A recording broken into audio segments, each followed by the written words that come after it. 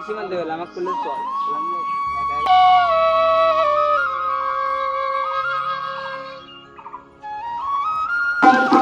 Ice cream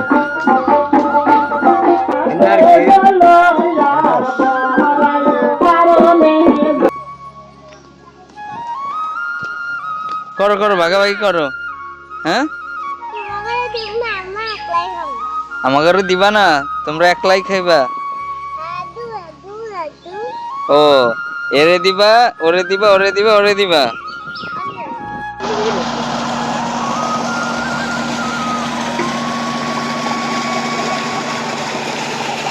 hello viewers, আশা করি আপনারা সবাই অনেক ভালো আছেন।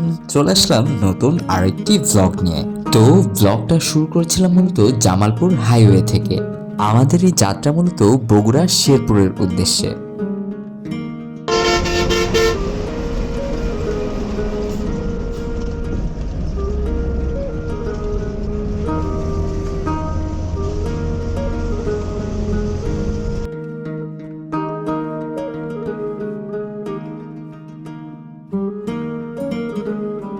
যেতে যেতে আমাদের যাত্রা বিরতি হয়েছিল ফুড ভিলেজ নামক একটি ধাবাতে। যদিও এখানকার লোকজন এটাকে একটি রেস্টুরেন্ট মনে করে।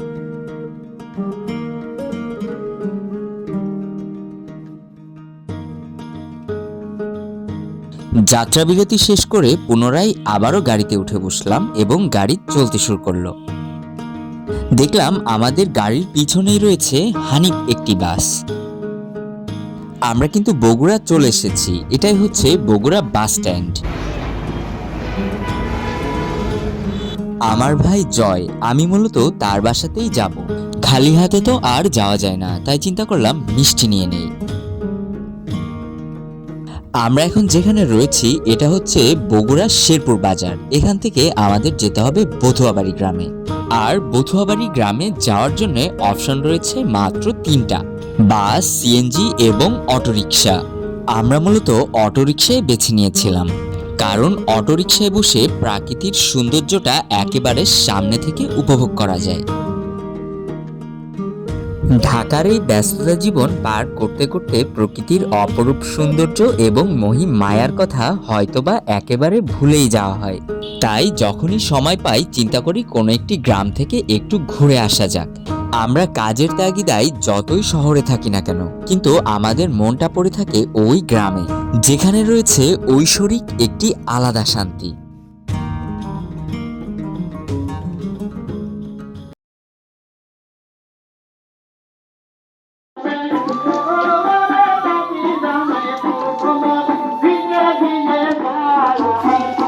আইসক্রিম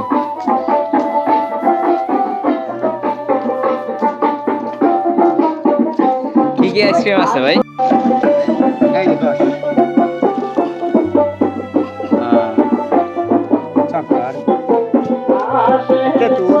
আচ্ছা আচ্ছা।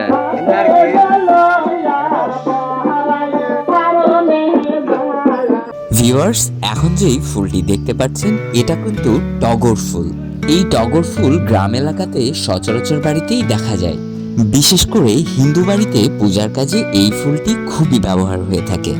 মৃদু বাতাস এসে যখন ফুলগুলোকে হালকা নাড়িয়ে দিয়ে যাচ্ছিল তখন সামনাসামনি দেখতে খুবই মনোমুগ্ধকর লাগছিল।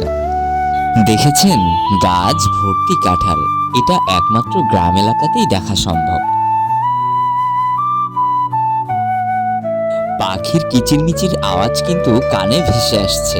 আপনারা জাস্ট একটু মনোযোগ সহকারে শুনুন।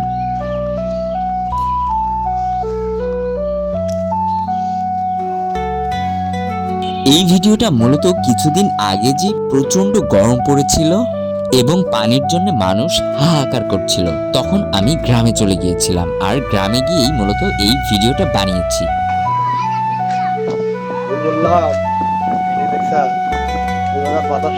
আসলে তো সেই জায়গা। বাবার নাম কি? সবুজ। তোমার পিছনে কি এটা? আম পাইছো কে? কুটা পাইছা? সত্যি তুমি আম কই পাইছো? নাকি গাছ থেকে ছিঁড়ছো? ছাপিয়া এই কি তোমরা কি দুইজন একসাথে পারছো? এখন কি ভাগাভাগি করবা? করো করো, ভাগাভাগি করো। হ্যাঁ, আমাদেরও দিবা না? তোমরা একলাই খাইবা? ও, এরে দিবা, ওরে দিবা, ওরে দিবা, ওরে দিবা, তুমি খাবা? হুম, হ্যাঁ ঠিক আছে, করো ভাগাভাগি করো। তোমরা অন্য জায়গায় যেয়ে খাও, আমাদের দিতে হবে না।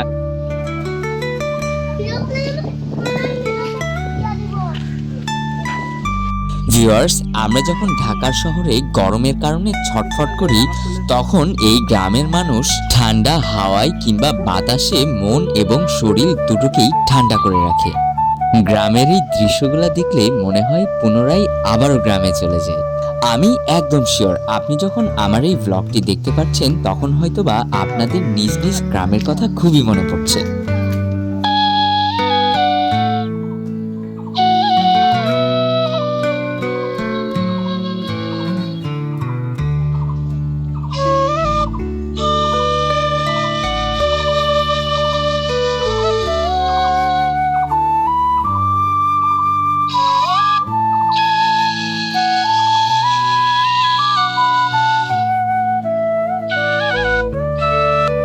গ্রামের ভিতর এরকম রাস্তা দিয়ে অনেকদিন পরে হাঁটছি। ভিতর থেকে আলাদা একটা শান্তি কাজ করছে, যেই শান্তিটা বলা যেতে পারে ঈশ্বর প্রদত্ত বা ঐশ্বরিক একটা শান্তি।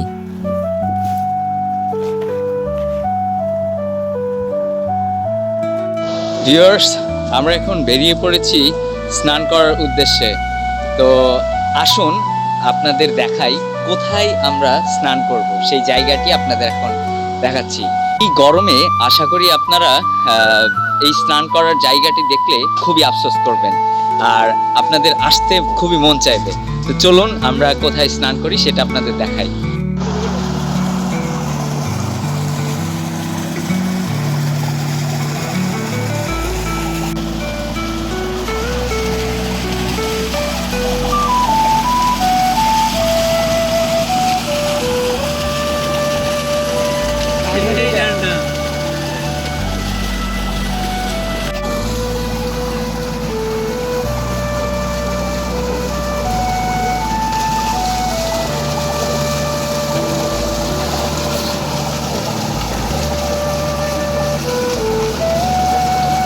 ভাই সেই ঠান্ডা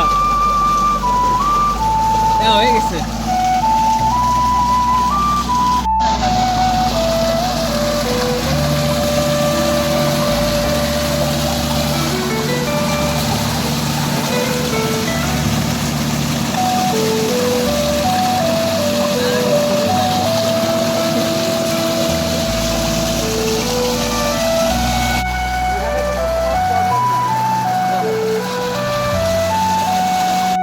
তো ভিউয়ার্স, আমাদের ইতিমধ্যেই স্নান করা শেষ হয়ে গিয়েছে।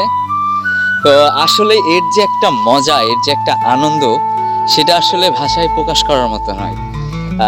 একমাত্র সেই বোঝে যে এরকম প্লেসে এসে স্নান করে। তো যাই হোক, আপনারা সঙ্গেই থাকুন, দেখতে থাকুন। যেতে যেতে উঠানের উপর দেখলাম উঠান ভর্তি ভুট্টা। এই এলাকায় মূলত ভুট্টার আবাদ প্রচুর পরিমাণে করা হয়ে থাকে। এই সময়ে এরকম ভুট্টা এই এলাকার সচরাচর বাড়িতেই দেখা যাবে। এই এলাকার টিনের চালের বাড়িগুলো আসলেই অনেক সুন্দর। বৃষ্টির সময়ে ছুপ ছুপ আওয়াজ মনকে একেবারেই নাড়িয়ে দিয়ে যায়। এই বাড়িতেও দেখলাম উঠানের এক কোণে ভুট্টা স্তূপ করে রাখা হয়েছে।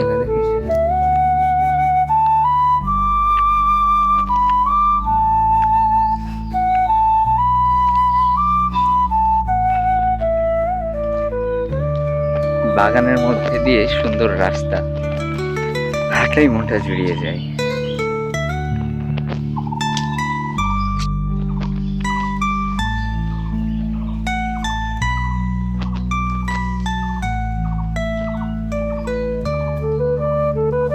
তো যাই হোক ভিউয়ার্স, আজকের মতো ব্লগ মূলত এই পর্যন্তই। দেখা হচ্ছে খুব তাড়াতাড়ি নেক্সট ব্লগে। ততদিন আপনারা সবাই সুস্থ থাকবেন, ভালো থাকবেন।